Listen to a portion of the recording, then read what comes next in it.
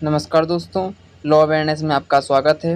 क्या आप जानते हैं कि अपकृत्य विधि का विकास कैसे हुआ? नहीं? तो चलिए साथ में जानते हैं। नमस्कार, यहाँ पर हम कठिन कानूनी विषयों को आसान भाषा में समझने का प्रयास करते हैं। आज हम अपकृत्य विधि के विकास के बारे में पढ़ेंगे और इस वीडियो में हम इंग्लैंड में अपकृत्य विधि के विकास के बारे में पढ़ेंगे। वहीं इसकी नेक्स्ट वीडियो में हम भारत में अपकृत्य विधि के विकास के बारे में पढ़ेंगे। अपकृत्य विधि, जिसे लॉ ऑफ टॉर्ट कहते हैं, इसका इंग्लैंड में विकास कैसे हुआ? तो शुरू करते हैं। इंग्लैंड में अपकृत्य विधि का विकास। इंग्लैंड में अपकृत्य विधि का विकास संसद के किसी कानून द्वारा नहीं, बल्कि न्यायिक निर्णयों और कॉमन लॉ के माध्यम से हुआ था। तो दोस्तों, इंग्लैंड में अपकृत्य विधि में कोई संसद द्वारा कानून पास नहीं किया गया, कोई ये एक्ट नहीं है। केवल न्यायिक निर्णयों पर और कॉमन लॉ के आधार पर यह है। ए, वादों के रूप में और रिट प्रणाली। तो 12वीं सदी से 19वीं शताब्दी के बीच इंग्लैंड में यदि किसी व्यक्ति को न्याय चाहिए था तो उसे राजा के चांसलर से एक विशेष रिट खरीदनी पड़ती थी। तो दोस्तों, 12वीं सदी से 19वीं शताब्दी के बीच इंग्लैंड में यदि किसी को न्याय चाहिए लॉ ऑफ टॉर्ट के संबंध में, तो राजा के चांसलर से एक विशेष रिट खरीदनी पड़ती थी। आगे देखते हैं रिट कितने प्रकार की होती थी। तो 2 ऐतिहासिक रिट देखी जाती हैं। पहली है अतिचार की रिट। जब किसी व्यक्ति या इसकी संपत्ति पर सीधा और प्रत्यक्ष हमला या नुकसान किया जाता था, तब अतिचार की रिट ली जाती थी। वहीं दूसरी है परिणामी क्षति की रिट। यह तब जारी होती थी जब नुकसान सीधा ना होकर अप्रत्यक्ष रूप से हो। यदि प्रत्यक्ष रूप से नुकसान हुआ तो अतिचार की रिट, और अप्रत्यक्ष रूप से नुकसान हुआ तो परिणामी क्षति की रिट। अब एक अधिनियम देख लेते हैं।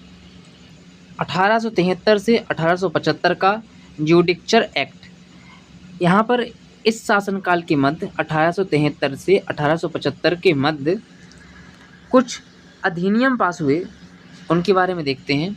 इन अधिनियम द्वारा जुडिक्चर एक्ट, इन अधिनियमों द्वारा इंग्लैंड में इस जटिल फॉर्म्स ऑफ एक्शन, ये जो फॉर्म्स ऑफ एक्शन है, यही जो रिट्स हैं, को समाप्त कर दिया गया।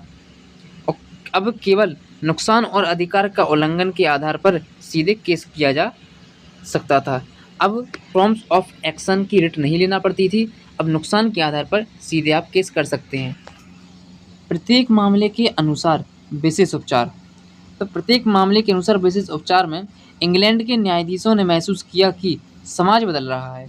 जो इंग्लैंड के न्यायाधीश हैं, जैसे हमारे न्यायाधीश हैं, सुप्रीम कोर्ट के न्यायाधीश हैं, उच्च अदालतों के न्यायाधीशों ने महसूस किया कि समाज बदल रहा है, इसलिए सिर्फ पुरानी श्रेणियों तक सीमित नहीं रहा जा सकता।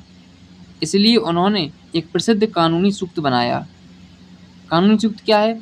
उबी जुस उबरी रेमडियम। इसका अर्थ होता है जहाँ अधिकार है वहाँ उपचार है। इसी के संबंध में एक केस है। ये केस बहुत बड़ा केस है, एसबी बनाम वाइट। ये इसमें वाइट एक चुनावी अधिकारी था जिसने एसबी नामक मतदाता को बिना वैध कारण के मतदान करने से रोका। अब न्यायालय का निर्णय क्या था इसमें? न्यायालय ने कहा कि मतदान करना एक कानूनी अधिकार है। निर्णय क्या आया? न्यायालय ने कहा मतदान करना कानूनी अधिकार है, क्योंकि उसमें भी कानूनी अधिकार था। इसके उल्लंघन पर क्षतिपूर्ति मिल सकती है।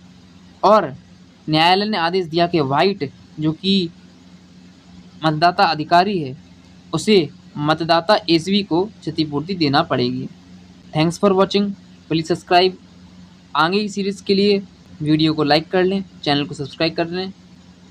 पार्ट 2 में हम भारत में लॉ ऑफ टॉर्ट के विकास के बारे में पढ़ेंगे।